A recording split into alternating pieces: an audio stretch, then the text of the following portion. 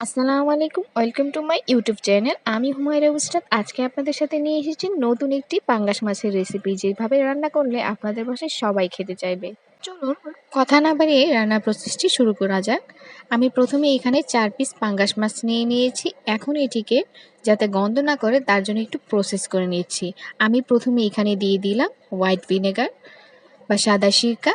এবার দিয়ে এটিকে ভালো করে সামান্য লবণ দিয়ে দিলাম। দিয়ে এটিকে ভালো করে মেখে কিছুক্ষণ রেখে দিব।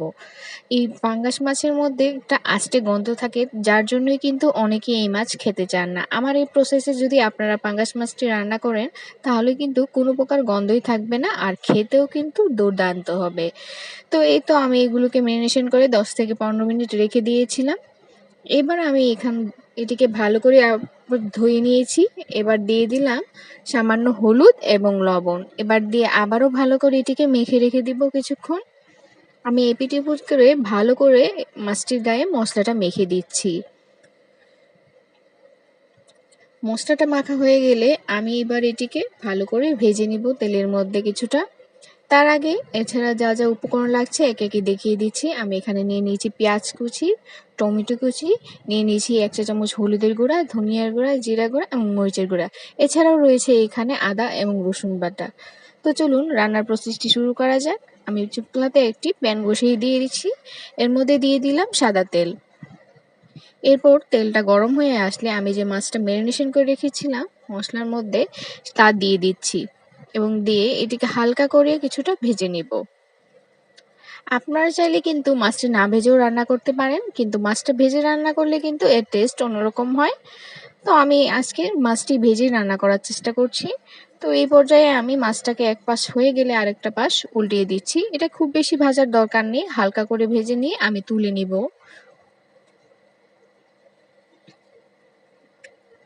এবং মাছটাকে কিন্তু মিডিয়াম হিটে ভাজতে হবে, খুব বেশি জোরে জাল করে ভাজা যাবে না, এতে কিন্তু মাছটা পুড়ে যাওয়ার সম্ভাবনা থাকতে পারে। এই পর্যায়ে আমার মাছগুলো কিন্তু একদম ভাজা হয়ে গিয়েছে। দেখুন আমি কিন্তু একটা প্লেটের মধ্যে এবার মাছগুলো সবগুলো একে একে তুলে নিচ্ছি।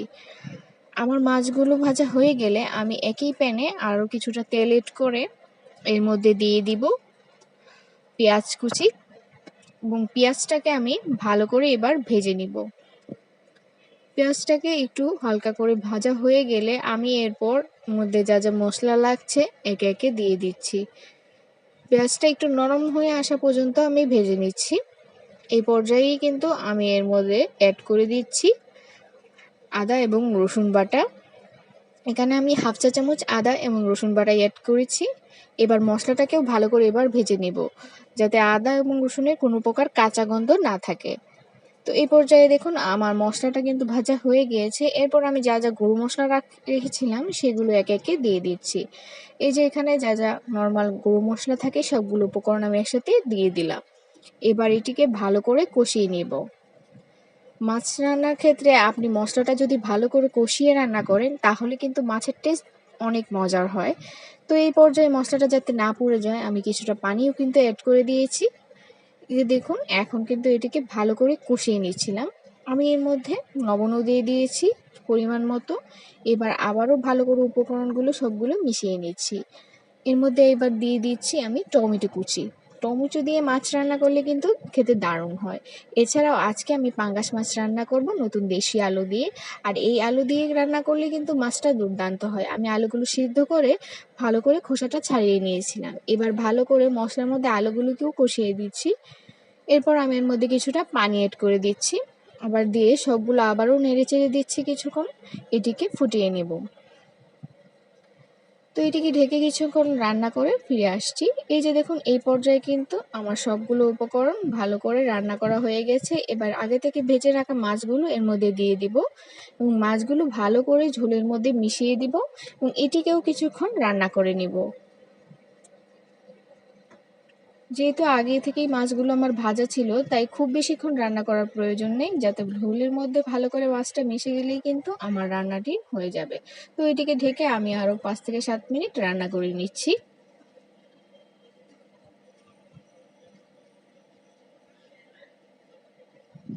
তো এই পর্যায়ে দেখুন 5 থেকে 7 মিনিট পর আমি এর মধ্যে উপর থেকে দিয়ে দিচ্ছি কাঁচামরিচের ফালি এবার দিয়ে আবারও নাড়িয়ে চাড়িয়ে দিচ্ছি এবং 5 মিনিট রাখলেই আমার রান্নাটা কিন্তু একদম তৈরি।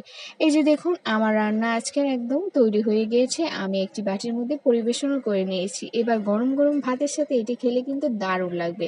আর কেউ বুঝতেই পারবে না যে আমি পাঙ্গাস মাছ রান্না করেছি। ধন্যবাদ সবাইকে আমার ভিডিওটি দেখার জন্য। ভিডিওটি ভালো লাগলে লাইক, কমেন্ট